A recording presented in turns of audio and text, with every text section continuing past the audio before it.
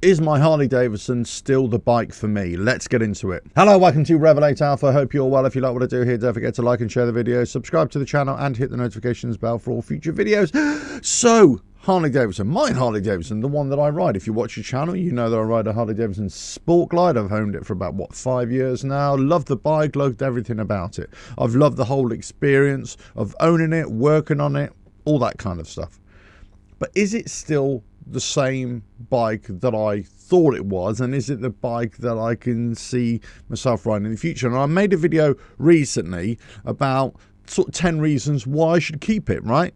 Now, this isn't going to be a video about 10 reasons why I should get rid of it, but the last couple of days I've kind of been thinking about, well, would I sell it, and what other bike would I get, and is it suitable for other kinds of things that I wanted to do? So this is a kind of video about that. It's about, is the bike still kind of suitable for all the other things that I do that I don't normally associate with my Harley? Okay, so one of the things that I thought about was, would I still keep it as a second bike? If I had to buy another motorcycle, would I still keep the Harley Davidson? Let's just put finances aside for one moment. Would I still keep this one? And the answer is yes, I would. I would definitely still keep it if finances weren't an issue. But if they were, I definitely would get rid of it. It wouldn't be necessarily a bike that I would hold on to and deprive me of getting another one. So that's where I'm at with it. If money wasn't a thing, and space wasn't a thing, then I'd probably keep it. The only problem I'd have is I can only ride one bike at a time. Now, I've learnt my lessons so many times over the years, because I always say, oh, I'd love to have a stable of bikes, I'd love to have this, but the reality is I can only ride one bike at a time. Even when I've owned 2 or 3 bikes in the past, or I've had bikes in the workshop and I've been working on, I fix them up, I get riding them, I end up hardly ever riding them because I'm always riding my Harley in that regard. So having it as a second bike, or getting another bike as a Harley, let's say as a second bike, I just don't think would work in the long term. But if money wasn't an object, yeah, I'd probably keep it, but how long I'd keep it for, I'm not so sure.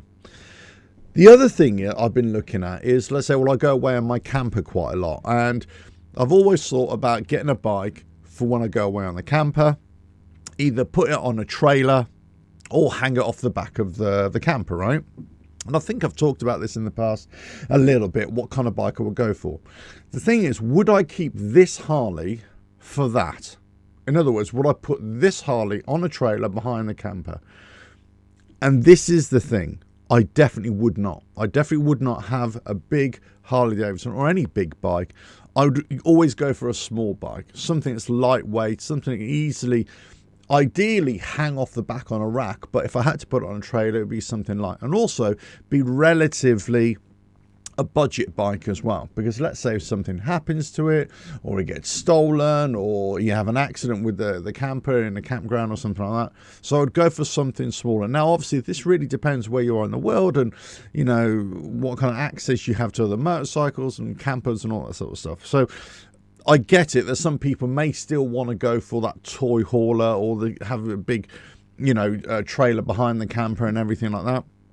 For me, I wouldn't. It would really just be where I would drive my camper to a big campground and have something, a little runaround bike, that, like a 125cc, something really quite small. That's where I would go. So I definitely wouldn't have my bike for that. So this brings me on to my last point, really, about a touring motorcycle, because I think if you saw my videos towards the tail end of last year, I was looking at all these other bikes. I was looking at all these other options, and it really had to be like a touring capable motorcycle for me and my missus or myself to go off for a week, 2 weeks, however many weeks. And also kind of looking forward to maybe in a couple of years time, hopefully when I can work out my exit strategy and retire early, to say, okay, well, could I go for a longer period, right? So I was kind of all looking at all these options behind the scenes.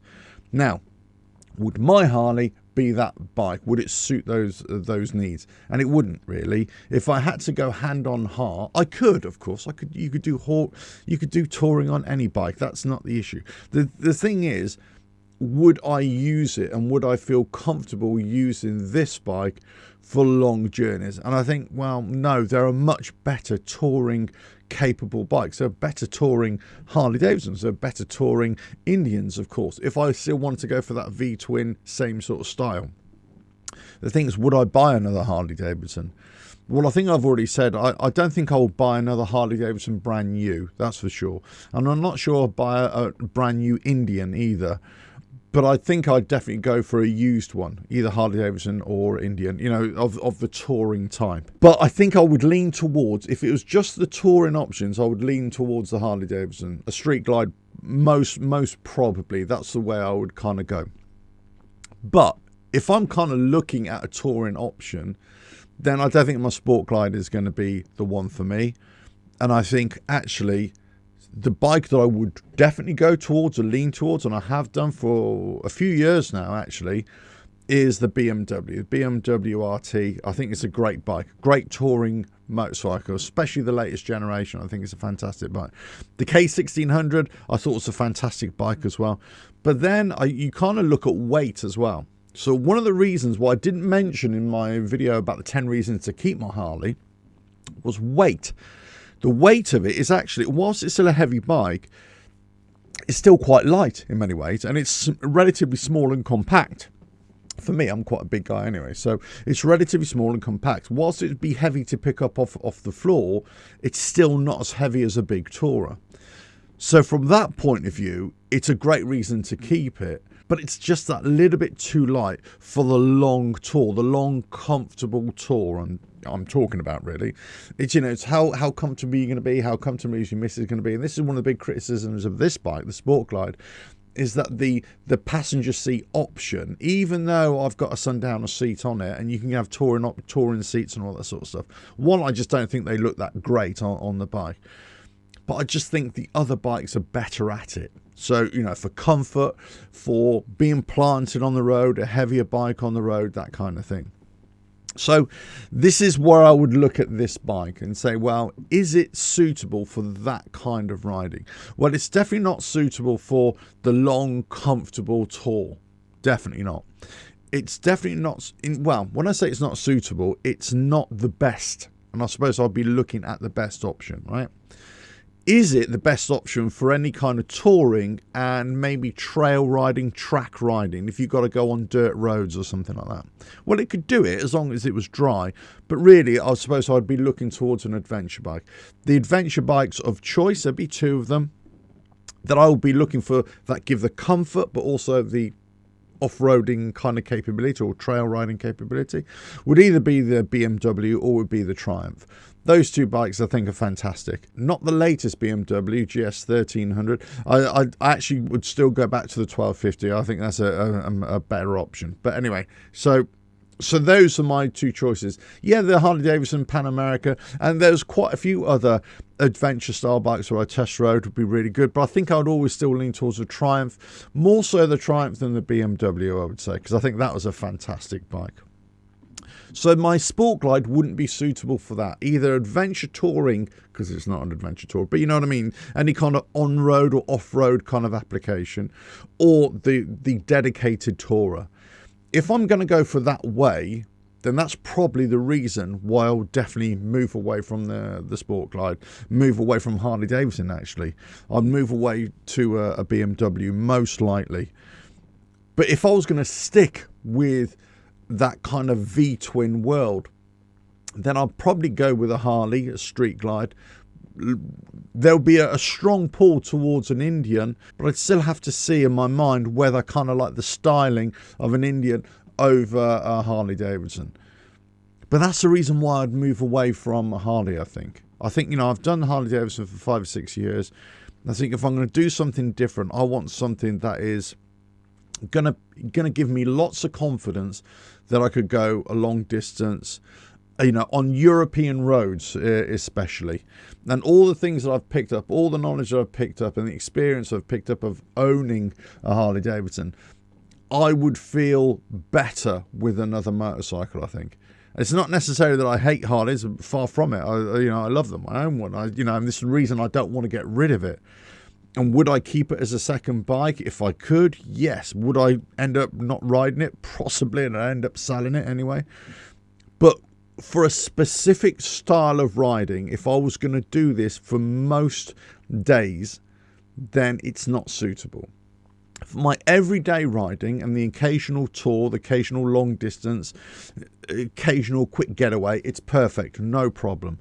But if I'm talking about going away, where I was kind of aiming towards in the next 2 or 3 years, then I kind of think it's not right. But anyway, listen, it's always one of those things, isn't it? When maybe you're the same. And the reason why I make this video, because it's always about, for me, weighing up the options and seeing which is going to be the best way to go, and considering not only what I'm doing now, but where I'm going to be in the next couple of years. So all the discussions I had with salespeople last year of all these different motorbikes I was test riding, it was always revolving around that. What kind of riding am I going to be doing? What kind of riding am I doing now? Who am I going to be taking with me in terms of my partner? What kind of equipment or luggage am I going to be taking with me? So it kind of had to fulfill lots of different criteria for me to say, yeah, this is going to be the bike. And at the end of the day, it's especially how it rides, right? How it rides, what reputation it's got. So now I'm approaching that time. I've got to really make a decision whether I keep the bike for all the reasons and more that I think I really should keep the bike. But then I think about those other reasons where I think it's just not suitable for a particular style of riding that I may be getting into more and more over the next few years. And then I think this is the other option, which I'm going to throw into the mix. I think, how immediate am I going to be doing that kind of longer distance riding? And it's not immediate. That's the thing. So I could delay this for another year or two with my bike, see where I am, and then go for it later in the next year or two. So I don't have to make it right now, this decision. But I thought it was a good time to weigh up all the odds, weigh up all the pros and cons. And I think for me, that's when I decide to buy or sell a bike or car or whatever it is. It's always that balance, that pros and cons. What am I doing now? What am I going to be doing in the future? And maybe you're the same. So I thought I'd make this video just to kind of highlight that. And maybe you're having the same kind of dilemma, the same kind of questions. And maybe you think, well, the way prices have gone and all that sort of stuff, I'm just going to stick with what I've got, or I'm going to make do, or, you know, I'm going to go for a finance option rather than a purchase option, all that kind of stuff. So this is a public service announcement, that's a word, a public service information bulletin, or whatever you call them. It was really about just telling you where I'm feeling, really, and while I still love my bike, I can definitely see there are reasons that it won't be suitable for the kind of riding that I want to do, and not necessarily the kind of riding that I am doing right now. Let us know your thoughts in the comments below. If you like what I do here, don't forget to like and share the video, subscribe to the channel, and hit the notifications bell for all future videos, and I will catch you again in another video coming very soon. Bye now.